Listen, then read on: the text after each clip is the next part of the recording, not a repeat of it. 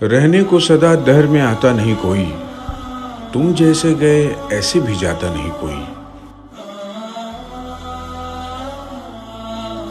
جامعہ اسلامیہ ارشاد العلوم مکل کوا کے نامور استاذ مولانا عبدالرحیم فلاحی مظاہری کو مرحوم کہتے کلیجہ منہ کو آتا ہے۔ 12 اپریل سن 2020 کی صبح نے یہ پیغام دیا کہ قید بے جرم کے اس ماحول میں جب ہر کوئی تنہائی میں عافیت تلاش کر رہا ہے، دینی محافل کی جان، نظامت و خطابت کی شان، مولانا عبدالرحیم فلاحی نے تنہائی کی چادر اوڑھ لی۔ جی ہاں، مولانا عبدالرحیم فلاحی محض 57 سال کی عمر میں اپنے آبائی وطن رویدرا گجرات میں انتقال فرما گئے۔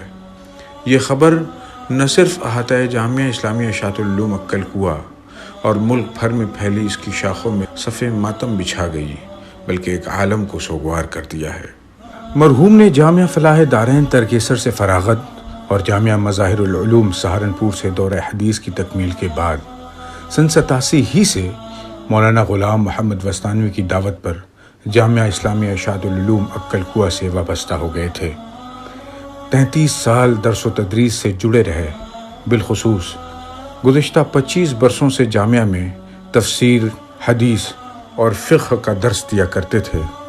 مرحوم کے ذریعے پڑھائی جانے والی کتب بیضاوی شریف، مسلم شریف اور ہدایہ جیسی کتابوں کا درس علمی دنیا میں کافی مقبول تھا۔ اردو زبان کے مایہ ناز ادیب تھے۔ جامعہ کے یونانی میڈیکل کالج میں منطق بھی پڑھایا کرتے تھے۔ جامعہ کی تعلیمی و تقریبی سرگرمیوں میں آپ کی جلوہ سامانیاں دیکھنے سے تعلق رکھتی تھیں۔